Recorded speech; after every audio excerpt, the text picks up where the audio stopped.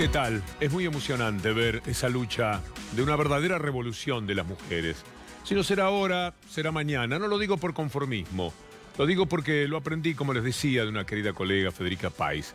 Porque yo pensaba que lo de esta noche podría terminar en una protesta muy grande, en un dolor más de los tantos que vive hoy día la Argentina, hasta en represión. Ya lo han hecho contra las mujeres en este gobierno de Mauricio Macri.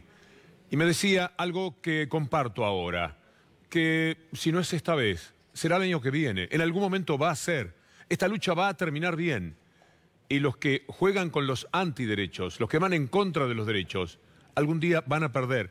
Como en la historia de la humanidad, pese a todos los pesares, sucede. Y en consecuencia, todos aquellos que están allí, sabiendo que la votación viene mal, que hay mucha traición y mucha prepotencia y mucha intolerancia, los que están allí convencidos de que es un derecho que les corresponde, van a tener razón. Si no es hoy, será mañana. Están enfrente de aquellos que defienden la propiedad privada. Seguramente cada uno de ellos mata por la propiedad privada, pero no por la propiedad sobre el propio cuerpo. Es algo curioso. Y estoy convencido de que muchísimos de los antiderechos están a favor de la pena de muerte, pero ahora luchan frente a estas mujeres que quieren la libertad de poder elegir.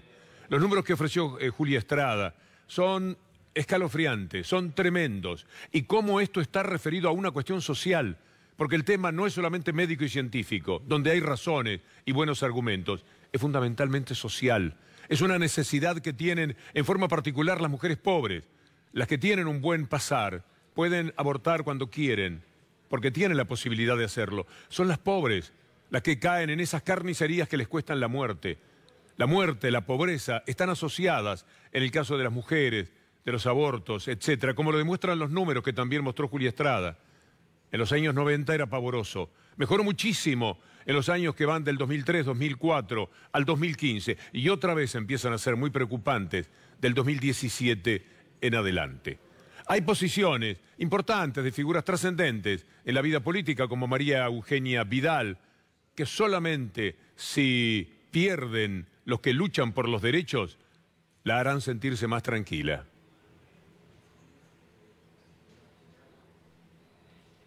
Yo estoy en contra de la despenalización. Después dentro de mi gabinete hay personas que están a favor, hay personas que están... el propio vicegobernador está a favor. Yo, en lo personal, tengo que decir, si la ley no se vota hoy, yo mañana voy a estar más aliviada. Si la ley no se vota hoy, yo mañana voy a estar más aliviada, porque yo estoy seriamente en contra de la ley. Bueno, quien ha sido además una opositora a los derechos de los pobres a que vayan a la universidad, ¿cómo va a pensar en los pobres cuando se habla de la despenalización del aborto? Sería demasiado pedirle a María Eugenia Vidal. Sería una desubicación de quien le reclame otro tipo de conducta. Apareció Macri en Facebook con un mensaje hablando de democracia. Vale la pena verlo e inmediatamente refutarlo. No importa cuál sea el resultado, hoy ganará la democracia. Creerá que habla de fútbol. No importa quién es el resultado, lo importante es competir.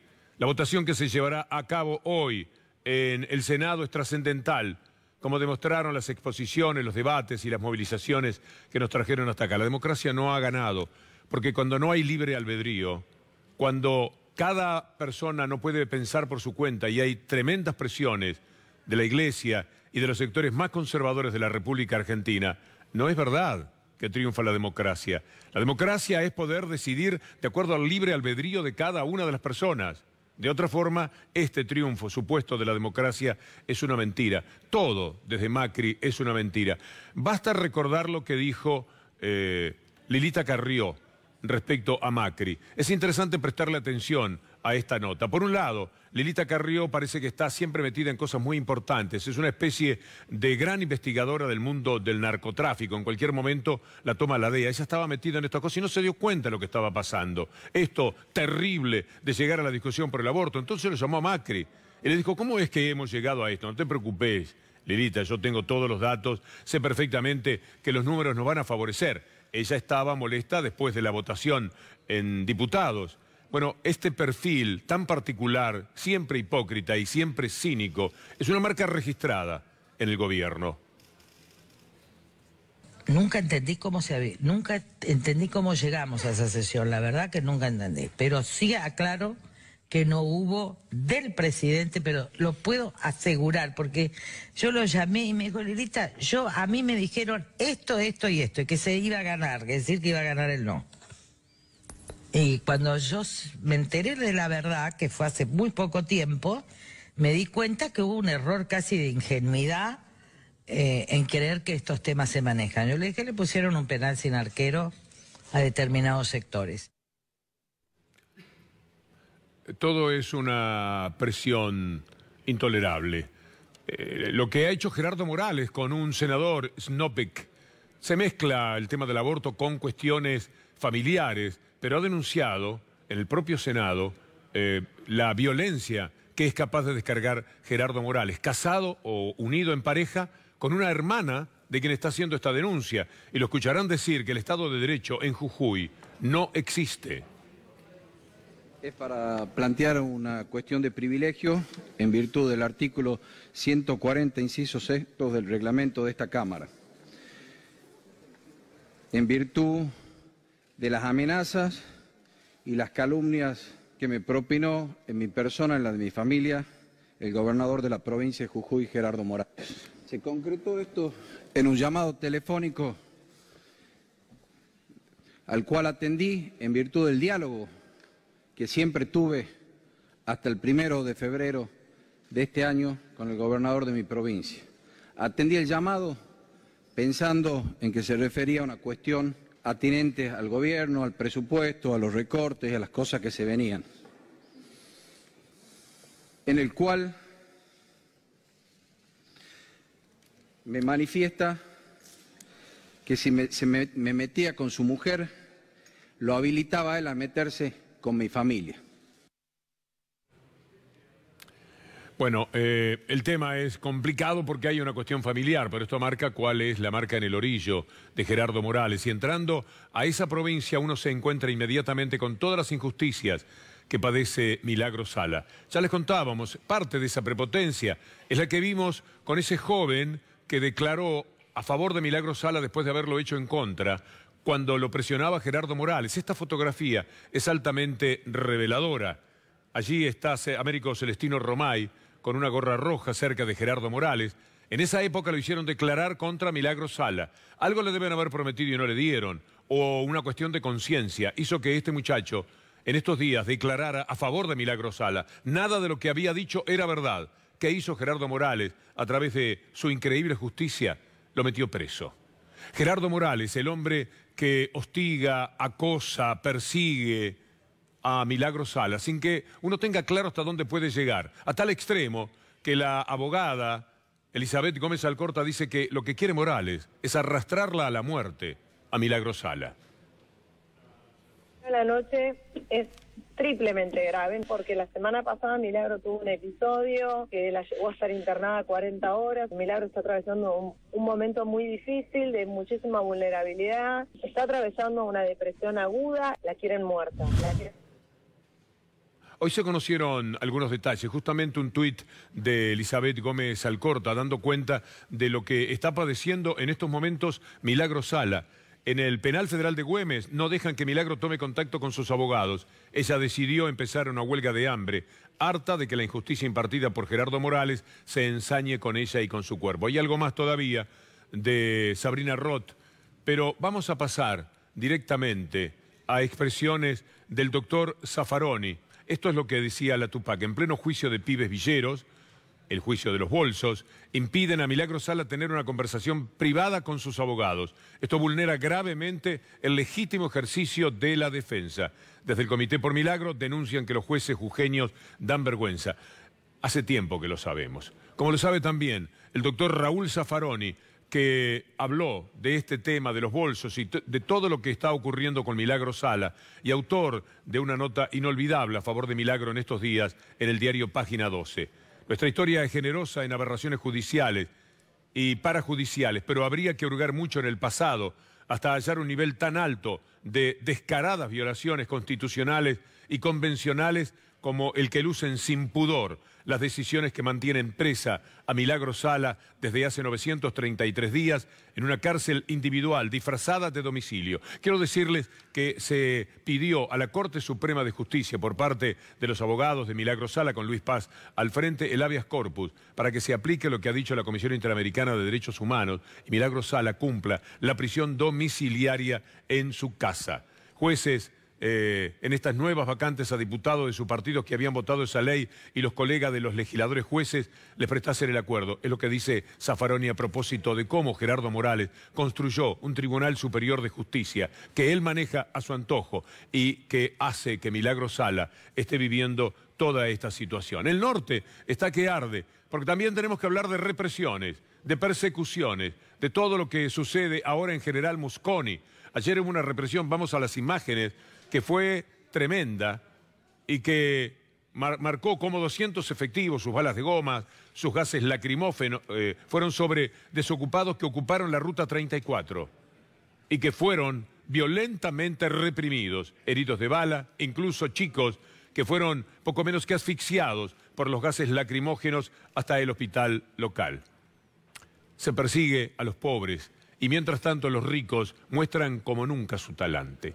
No todos los ricos, por supuesto, merecen el comentario con la pregunta ¿cómo hacen su dinero los ricos? ¿Siempre es de una manera espuria? Seguramente no. Alguno habrá hecho algún invento, alguno habrá ganado la lotería, alguno puede ser que haya tenido un enorme ingenio sin explotar a los demás, aunque es muy difícil, sin explotar a los demás, hacer grandes fortunas. Y también es muy difícil hacerlo sin coimear, sin extorsionar, sin llevarse todo por delante. Anoche Alejandro Berkovich, en un programa inolvidable para este teleespectador, presentó un mapa. Son las relaciones de todos los ricos empresarios de la República Argentina. Si así hicieron el dinero, me quedo con un abrazo enorme con todos los pobres que tanto tienen para protestar porque van contra sus derechos permanentemente en la República Argentina. Si esta es la forma en la que han hecho el dinero, la verdad es que uno tiene ganas de decir, de eso paso. Berkovich.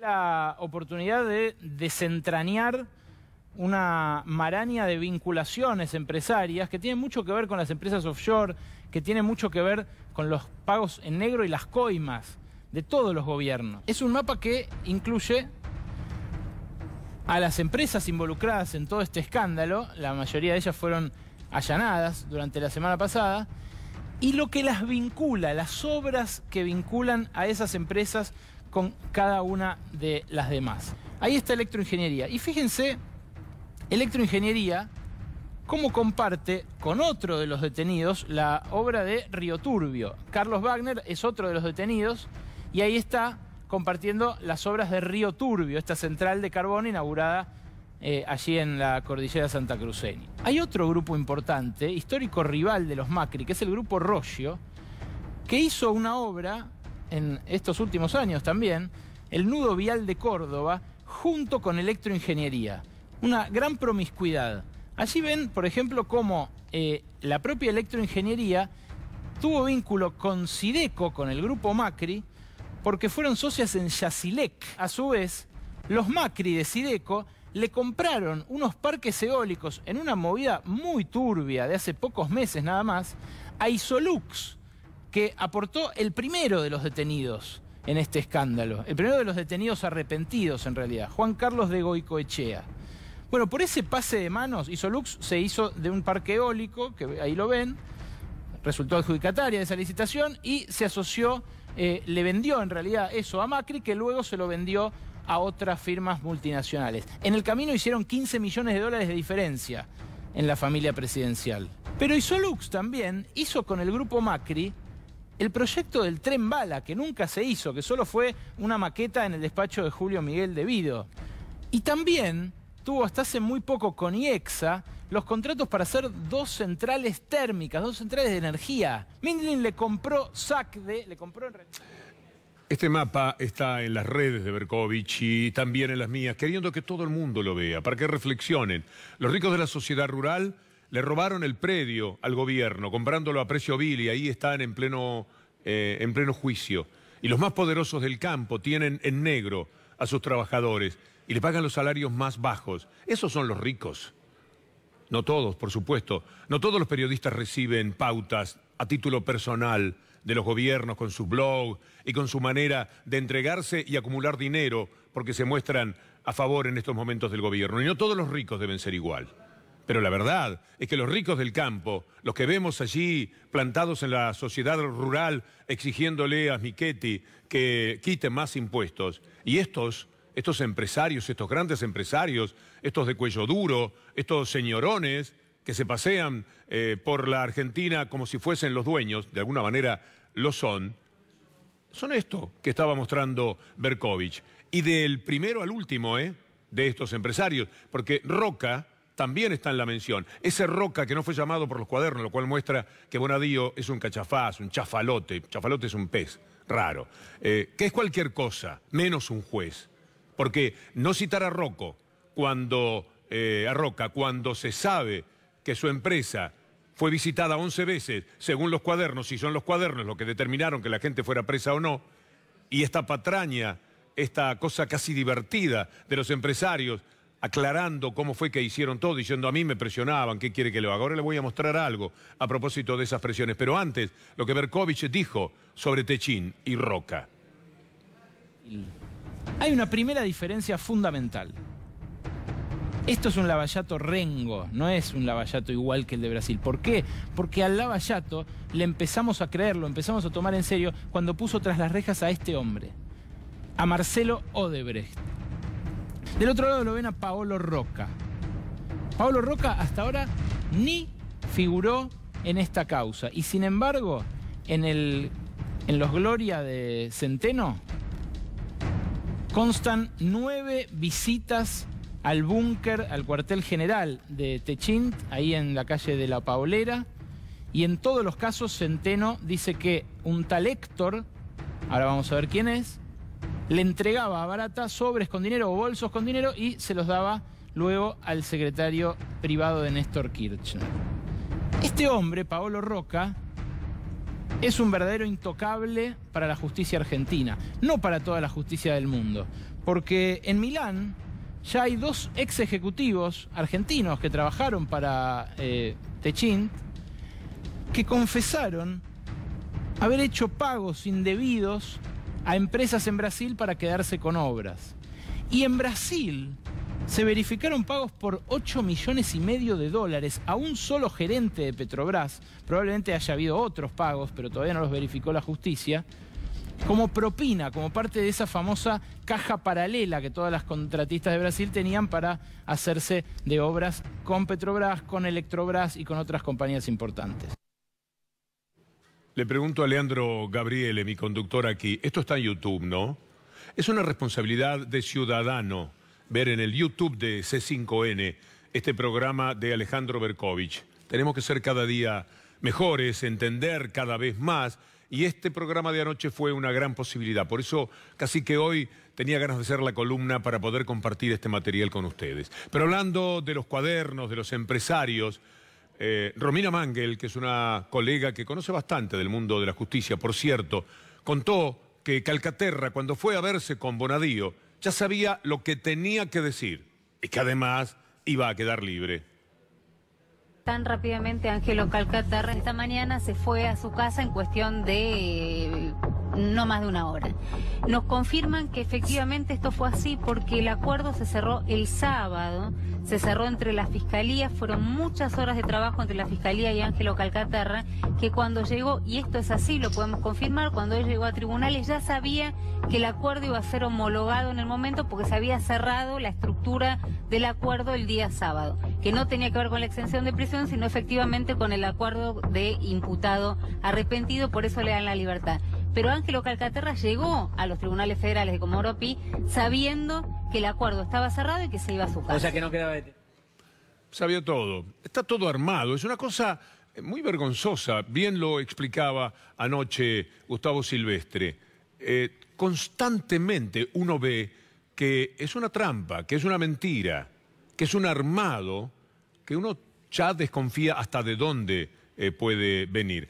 ¿Quiénes le hicieron una nota hoy a Calcaterra? Mire qué casualidad, son tan obvios. Clarín y Nación.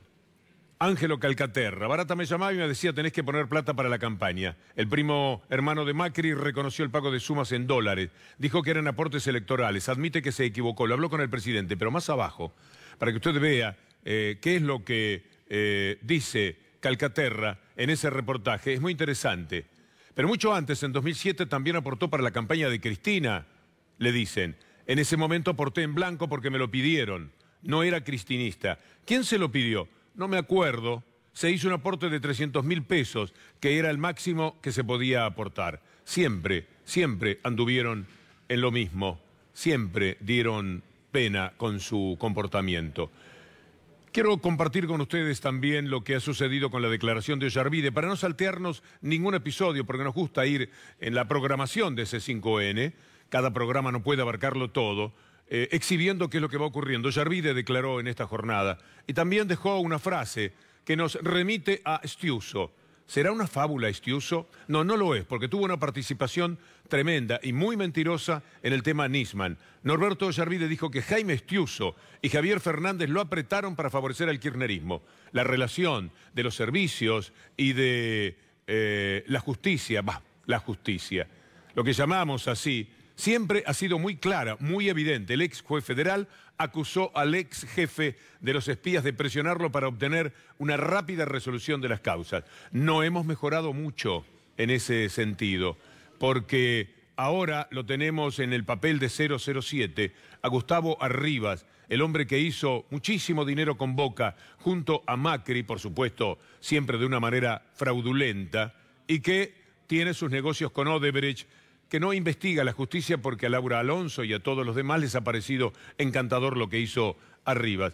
Pero esos son los que pusieron el auto frente al Instituto Patria para saber qué es lo que hace Cristina Fernández de Kirchner. Seguramente como en las películas, con un auto, con un aparato, estar controlando todo lo que se habla en esa zona. Ahí está saliendo Cristina Kirchner y allá está el auto. Además de las imágenes que le mostrábamos ayer, cuando el auto, advertido de que ya los habían reconocido, da la vuelta en U y sale a contramano para escaparse de la sensación de que a ellos ahora los estaban filmando. Esos eran finalmente los espiados. Queremos hablar también de la doble injusticia. Vamos a empezar por Raúl Colman, la doble injusticia contra Vudú, la del juicio y la de la prisión. La del juicio, que por lo menos es discutible. Aquí podríamos pensar que se toman los elementos de un lado y de otro, pero mire lo que dice Raúl Colman, los métodos no importan. Llegó la condena anunciada, a pesar de que en el juicio no se pudo probar que Van der Broel fuese el testaferro de Vudú, ni siquiera lo conocían, ni de dónde vino el dinero, ni quién se encargó del management, la frutilla, la prisión del expresidente contra todos los antecedentes del tribunal. Agrega Raúl Colman que todo lo que se supo en el juicio era la verdad de Vudú. La condena por Chicone se produce al final de un juicio en el que, curiosamente, se comprobó todo lo que siempre dijo Amado Vudú, empezando por el hecho fundacional. Alejandro Van der Broel no era su testaferro, ni siquiera se conocían. Nada del señor Brito, nada del señor Moneta, que reclamó el dinero que había puesto para todo esto. Vudú, porque es una cuestión estrictamente política. A la cárcel, a la cárcel. Bien lo dijo la jueza López Iñigos, pero si nosotros nunca hicimos esto, ella había votado la condena, pero no la cárcel. De inmediato nunca había sucedido. Sus compañeros le dijeron, bueno, han cambiado los tiempos. Escuchemos a Vudú en su momento final. Después del pedido de la UIF, vimos que fue fuertemente acompañado por los medios. Yo estoy acá. Si fuera cierto lo que dijo la UIF, yo no estaría acá. Si fuera cierto que hace falta alguna medida adicional para que yo no enfrente cada uno de los requerimientos que he recibido de la justicia, yo no estaría acá. Como tantas cosas en este juicio, ¿no? Las pruebas concretas contra los inventos, las fantasías y los dichos. Agite mediático y un poco también quienes estaban en la CFJP atrás de cada una de las cosas que pasa en la causa Chicone hace tantos años. Los que persiguen, los que hostigan, los que estigmatizan, andan con mucho poder, con mucho poder. Vamos a recordar día por día, como les dijimos, lo que decía Clarín, sobre todo, pero también su Sidecar, La Nación, día por día, de acuerdo a lo que iban estableciendo con el gobierno para ir contra la información de lo que se refería a Santiago Maldonado. Este es el primer título de Clarín. Incidentes en una marcha para pedir que aparezca un artesano. Incidentes en una marcha para pedir que aparezca un artesano. Paralelamente, ya desde el día anterior, en Canal 13 estaban creando la historia de la RAM. Esto es lo que decían, y esta es la manera en que trataban a Santiago Maldonado, ninguneándolo, un artesano, una marcha para pedir por él. Vamos a recordar un tramo más de la película de Tristan Bauer. Todos los días vamos a tener un pequeño momento para que ustedes vayan conociendo esta maravilla dolorosa que como en cinéfilo tanto apreciamos, realizada por Tristan Bauer. Vamos a ver un tramo de la película en el que cuando usted ve reprimir en el norte, General Mosconi, o en el sur, a los mapuches, ¿para quién trabajan? Trabajan siempre para los poderosos. Los derechos son de ellos, el dinero es de ellos, las tierras son de ellos, de los pobres nada. Hay una linda historia que cuenta la película, brevemente se la presentamos, de los poderosos del sur y de los que piden permanentemente la represión para los mapuches, que un mal día terminó con la muerte de Santiago Maldonado.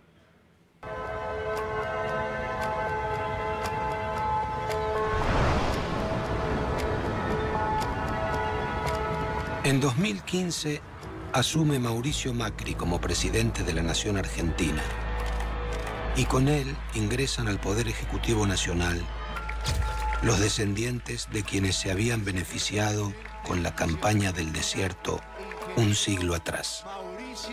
Casos emblemáticos son el jefe de gabinete Marcos Peña Brown, perteneciente a una de las mayores familias terratenientes de la Patagonia. La ministra de Seguridad de la Nación, Patricia Bullrich Luro Pueyrredón, descendiente de Adolfo Bullrich, uno de los mayores beneficiarios del remate de tierras de la sangrienta campaña. El embajador argentino en Estados Unidos, Fernando Oris de Roa, bisnieto del teniente coronel Lino Oris de Roa, uno de los militares que con mayor crueldad arrasó con los pueblos originarios. Y Esteban Bullrich Zorraquín Ocampo Alvear, que como ministro de Educación Nacional manifestó: esta es la nueva campaña del desierto. Y ahí estaba la parentela de Bullrich también. Esta es la historia de la Argentina, la historia también posiblemente de toda nuestra América Latina. Armaron el país para ellos, lo tienen para ellos, pusieron seguridad jurídica, clavaron un sello y se han quedado con todo. Luchar contra esto de la manera más democrática que se pueda hacer siempre es un acto de responsabilidad. Por lo menos intentemos recuperar lo que en estos momentos decimos en el final de cada caso. En la Argentina de hoy, ni justicia. La seguimos mañana, Iván, Luciana, gracias.